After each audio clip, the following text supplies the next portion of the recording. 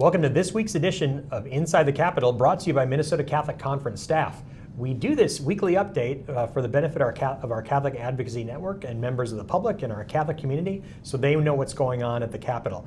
The issues that we are really concerned about and work on don't always get coverage in the media, so we think this is a great opportunity for Catholics and the faithful to learn about some key issues that you might not read about in the newspapers or see in some of the headlines. Thanks, Jason. I'm Maggie from the Minnesota Catholic Conference. It's great to be here. Session started on February 17th, so we're just on day 3 of session, and it's already off to the races. Over almost 400 bills have been introduced between the House and Senate. Committee hearings are getting scheduled. There's just a lot going on. Legislators are eager to start moving things and getting things started. We've had already lots of meetings, probably 10 meetings just this week in the last 2 days, about different bills we're working on. So it's been an exciting start to session. That doesn't include the texts, the emails, the phone calls with legislators as well. This year, the start of the legislative session coincided with Ash Wednesday. So one of the, I think, really neat things on Ash Wednesday was having a Mass with Bishop Zielinski for legislators and staff and anyone in the Capitol complex who wanted to come. And we had some folks at some other agencies come as well. But Bishop Zielinski celebrated that Mass. Our new legislative chaplain, Deacon Kevin Keneally, was present and serving Mass as well. And Deacon Kevin is our presence here at the Capitol just to pray for our elected officials, serve them, bounce ideas, or let them bounce things off them, things that they're struggling with. This is a really tough job for our legislators, so offering this spiritual resource is really important. And I think he's been edified too, just being able to answer, questions about fasting or questions about Catholic social teaching with our legislators and staff. So it's been a really great arrangement. One thing that really stood out for me from the Mass was we had a number of legislators and staff, probably 10 legislators and maybe 20 to 25 staff there. It was a beautiful, intimate gathering in the Capitol vault. But at the passing of the peace, the sign of the peace, seeing Democrats and Republicans shaking together, shaking hands and passing the sign of peace, that was a really poignant moment for me. And what better way to start the legislative session, especially with all the acrimony, the partisanship this year going into an election year where a lot of the bills in a divided legislature are really about positioning and posturing for the elections. There's a lot of acrimony already. And to see that moment, like, we can do this better. And it's when we're brought together in faith and in prayer. So that was really, really encouraging for me. As Maggie said, hundreds of bills already introduced, lots of meetings going on, and lots of hearings. A lot of these bills are symbolic hearings and are speaking to things that happened between the sessions. I mean, a lot happened here in Minnesota in the interim between the last session and this one. We had the terrible assassination of Melissa Hortman and the shooting of Senator Hoffman. So there are memorials to Senator honorings for Senator Hoffman, memorials for Representative and Speaker Hortman. At the same time, though, the Operation Metro Surge and the legislative responses to the ICE surge as well, which we're monitoring and following very closely. These really have to deal, a lot of it, with how much local law enforcement can cooperate with federal officials. So these are some very thorny political and legal issues to pay attention to. We've already offered some testimony on a key bill. Maggie. Yeah, we submitted written testimony on a bill that would require age verification for sites with harmful content, basically for pornography, sites dedicated to pornography content. And this is just seems pretty obvious in the child protection space. We should be protecting children. I think it's about 58%, almost 60% of kids report stumbling upon pornography accidentally.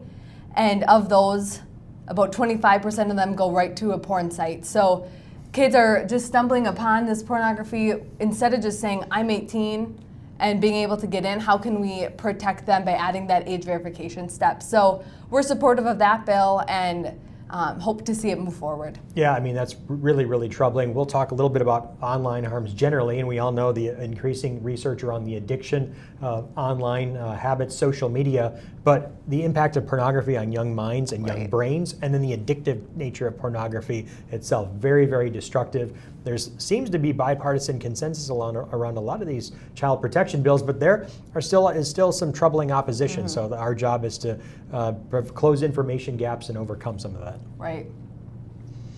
So looking ahead, we've got already in the second week, next week, some very high-profile issues, including a hearing on Monday for something that we have long opposed, which is the so-called Equal Rights Amendment. We call it the Erosion of Rights Amendment. That's being heard on Monday in the Senate Judiciary Committee. Right, and that is it would do three big things: constitutionalize and protect abortion up till birth. It would make it really hard to put in any safeguards that we had in place a few years ago, get any of those back. It would also protect so-called gender-affirming care and normalize and legalize that. And it would also erode our religious liberty because it doesn't include in the language religion as one of the in the list of protected classes. So it would have a lot of implications around religious liberty and what does this mean for religious and faithful people in Minnesota in comparison to when it would basically give a blank check to the courts to have to determine that probably not in our favor. Indeed. I mean, I think we have to recognize that non-discrimination laws are present at the state and federal level. So what do we need the Equal Rights Amendment for? Is to do things to circumvent the legislative process and, like Maggie said, give courts and sometimes the executive branch the discretion to create new forms of discrimination and punish those who dissent. So this is something that's very troubling. We've long opposed, and hopefully this year it won't go to the ballot in the 2026 election. Right, and if I can add, that's getting heard, like Jason said, in Senate Judiciary. And so if you have if you're a member in that, if your senator is a member in that district, we have an action alert out. You can contact it wherever you are in Minnesota, contact your legislators about that, but especially if your member is on that committee. And we have a consistent action alert through the Catholic Advocacy Network at our website, mncatholic.org. Anyone can go there and inform their legislator about the harms of the Erosion of Rights Amendment.